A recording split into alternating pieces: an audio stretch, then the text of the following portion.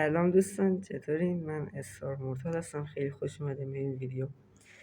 این ویدیو یه مقدار متفاوته با ویدیوهای دیگه. دوستان نمیدونم کسی اینو تو ایران فهمیده نفهمیده یا کلا تو جهان راجع به انیمیشن کورالاین هست و اول از همه یه تشکر ویژه کنیم از خانم ساناز غلامی که این انیمیشن رو برای ما به شدت خوب دوبله کردن و انشالله همیشه سلامت باشن و همچنین همکارانشون. دوستان همه چی از جای شروع میشه که اینا همه میدونن، همه اون کسی که کورالاینو رفتن رازش در همه میدونن که کورالاین از اونجا خارج نشد، ولی اگه دقت کرده باشید آخرای کورالاین یه سری کابوس نکنید، کابوس نایتمرز کوچولو لیتل. دوستان کابوس به معنی نایتمرز، لیتل هم به معنی کوچکه. خب میومد سراغش و تهش مادر شیطانی رفت و همونطور که میدونید کورالاین هیچ وقت از اون جا خارج نشد. یه چیز خیلی واضحی که هست اینه که بازی لیتل نایتمرز هر سه سریش ربط به کورالاین داریم، مخصوصا سری یکش. حالا کاری نداریم با اینکه توی اونجا چه اتفاقی میفته، بیاین اول نشانه هاشو بررسی کنیم. به یکش اول از همه خیلی کار داریم، چون که یعنی مثلا به داستان هر کدومش کاری نداشته باشیم، به یکش باید کار داشته باشیم. اگه نداشته باشیم مثلا نمیشه. یکش اگه دقت کنید ما یه دونه بارونی زرد پامونه و خب چیزی که تن کورالاین هست و خیلی معروفه اون بارونی زردشه و اینکه کورالاین اهمیت زیادی به غذا داشت. همونطور که میبینیم توی لیتل نایتمرز یک، گفتم دوستان با یک خیلی کار داریم. توی نسخه اولش تو باید غذا میخوردی وگرنه گشنگی میمردی. و از کجا میفهمیم که سیکس همون لیدی یا دختر قدرتمنده؟ به خاطر اینکه اسمش سیکسه یا شیشم.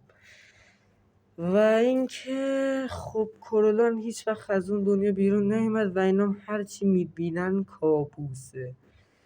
و خب تو نسخه دوش حتی میتونیم مثلا موهای مشکی کورالاین سیکس رو ببینیم که یه ذره به آبی میزنه. حالا من که دیدم به آبی میزد، خودتون بریم ببینیم توی نسخه دوش وقتی سیکس خیلی بزرگ میشه. و حالا نسخه 3 چه ربطی داره؟ دوستان ربط خاصی نداره، فقط باید بدونید که اون قدرت لیدی توی اون یه لباس سیکس داریم ما توی همون لیتل نایتمرز 3 که حالا 2 نفری هستش و من میگم که نسخه 1 و 2 واقعا بهتر بود و رسما یه جوری خواستن رد کنن و حتما بهتون رازاشو میگم. یعنی اینو که ضبط کردم میرم سراغ بعدی، یعنی الان اینو میذارم بارگذاریشه بعد میرم سری سراغ بعدی. دوستان اگر خوب دقت کرده باشین سیکس دارای قدرت‌های شیطانی و اهریمنی میشه تو نسخه یکش و از اون ماو خارج میشه. ولی یه نکته خیلی مهمی که اینجا وجود داره اینه که چجوری بهتون بگم، رسما میشه گفت سایه سیکس یکی از مهمترین چیزا توی بازی، چون که توی نسخه 1 و 2 هم به صورت مخفیانه حضور داشته. یعنی مثلا هر بار که سیکس توی نسخه یکیوم میخورده سایش پررنگ تر میشده و چیزی که توی لیتل نایتمرز 3 هستش یه سایه خیلی پررنگه، یه شنل سیاه پررنگه و توی لیتل نایتمرز 2 اونجایی که ما میتونیم بریم توی تلویزیون چیز میشه، اونجایی که میتونیم ما بریم توی تلویزیون یه جایش هست سایش قشنگ مشخص میشه، فکر کنم همون یه تیکه است که دست شخصیت اصلی رو ول میکنه که اون تبدیل بشه به تیم من. حالا بهتون میگم داستانشه. و دوستان توی لیتل نایتمرز خیلی هیجان دارم اینو بگم ولی خب داریم راجع به کورالاین حرف میزنیم. حالا دوستان همونطور که میدونین اونجا کابوسه و از دنیای چیز خارج نیست و خب اگه یه جوری تصور کنیم دوستان بازی پاپی پلی تایم چی جوری بود؟ قبل از اینکه بازی پاپی پلی تایم رو بگیم دوستان بیشترش به لیتل نایتمرز ربط داره، کلا همین سری بازی کورالاین، سری فیلم کورالاین، چیز سری که نه کلا فیلم کورالاین. ببخشید دوستان یه ذره زبونم نچرخید. ببینید این خیلی نکته عجیبی بود و اگه دقت کرده باشید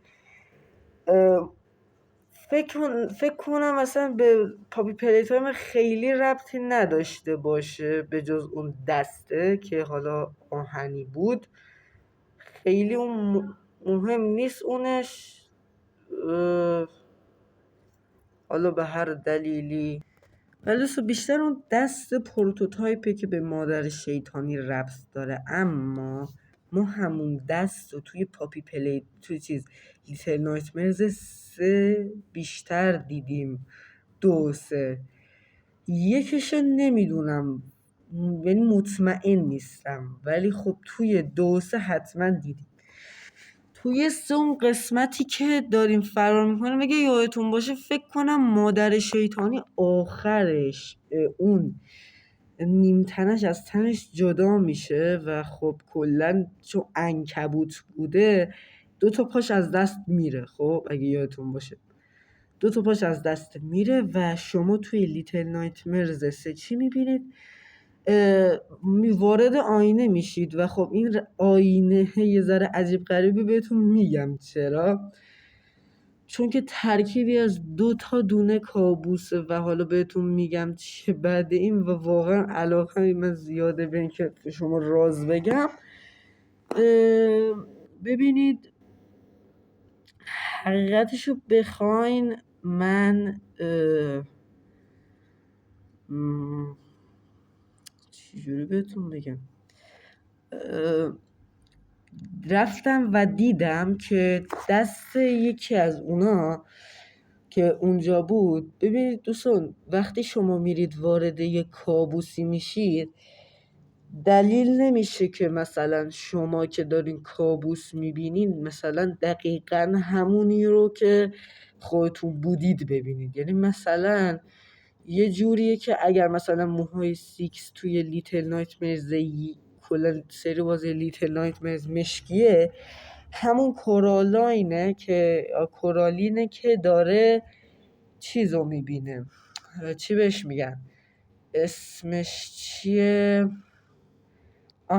همون کورالاینه یا همون کورالینه که داره کابوس میبینه و خب رسما تو نمیتونی بیای بگی که نه مادر شیطانی. بچه اینا صورتشون تغییر میکنه و اگه دقت کرده باشید یه دونه منشی وجود داره توی لیتل نایتمرز 3 که حالا یارو زنی کتاب داره هر چی هست دوستان عنکبوته و جالبیش اینجاست یه تیکه از بدنش هم از دست داده. یعنی اینجوری نیستش که مثلا یه 2 پاشو از دست داده و رسما 4 دست و پا میاد دنبالتون که واقعا سخته. حالا من سیستمم ضعیفه نمیتونم زیاد بازی کنم، سیستم بگیرم حتما واسه تون گیم پلیشو میذارم و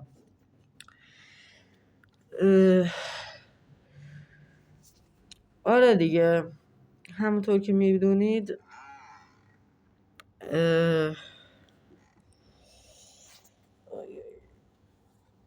همونطور که میدونید و فهمیدید کورالین هیچ وقت از اون دنیا خارج نشده. نه حالا ربطش به پروتوتایپ چیه بچه؟ پروتوتایپ خیلی ربطی نداره، ولی از اونجایی که میتونن صورتشون رو تغییر بدن یکم منطقی تره که بگیم پروتوتایپ همون مادر شیطانیه. چرا؟ ببین، به خاطر اینکه مادر شیطانی دنبال خوردن آدما بود و پاپی پلی تایم هم راجع به سلاخی کردن و تو عروسک کردن آدما بود و مثلا خیلی خون از این عروسک ها ریخته بود و میخواستش که بدنشو کامل کنه و مادر شیطانی هم دقیقا همین کارو میکرد.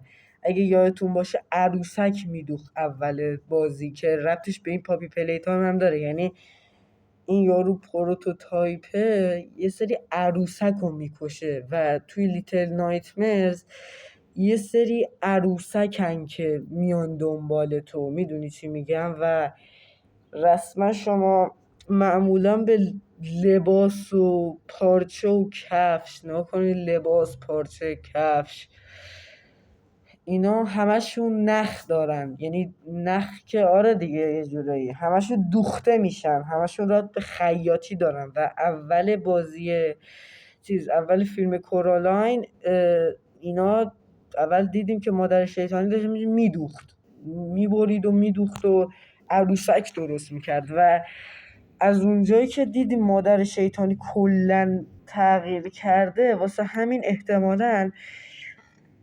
پروتوتایپ که همون مادر شیطانیه عملاً میومده و میخورده اون آدمایی که تبدیل به عروسک میکردشون، و به خاطر اینکه دیگه از عروسک درست کردن خوشش نمیومده و هر کیو که میآورده گیر میآورده. اگه یادتون باشه چند نفر توی همون کابوسای کورالاین بودن میومدن میگفتن. و جالبش اینجاست که بدونید یه سری آدمای قارچی توی لیتل نایتمرز بود. خب اگه یادتون باشه، از پاپی پلی تایم الان میگذنیم میریم دوباره تو لیتل نایتمرز. میگم بچه پاپی پلی تایم رسما فقط به خاطر عروسک و پروتوتایپ و اینکه اونا میتونن صورتشون رو تغییر بدن رسما میشه گفت چیزه. ولی دوستان مطمئن باشید قطعا همش از رو لیتل نایتمرزه.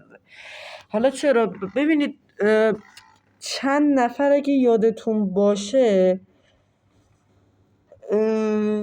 چی شد، چند نفر کشته شده بودن چون که مثلا عروسکاشون رو آورده بودن پیش اونا و چشاشون دکمه‌ای شد و اینا. ولی خب مشکل اینجاست که اون چند نفرم خب گیر کردن دیگه. یعنی مثلا درسته تو توی اون دنیا میمیری، ولی از اونجایی که خارج نمیشی از اون دنیا، تو مثلا تبدیل میشدم مثلا به کله قارچیا. اگه یادتون باشه یه دونه فکر کنم دختر مونارنجی هم بینشون بود که توی لیتل نایتمرز 3 و و اون پسر سیاپوسته که بود موهاش فرفری بود، اون هم تو لیتل نایتمرز 3 هست. اونی که ماسک عقاب میذاره همون پسر است قطعاً. به خاطر اینکه یادتون باشه یه چند جایی پسر پرتابای فوق‌العاده‌ای میکرد و خب اون سلاح اون شخصیت تیرکمونه.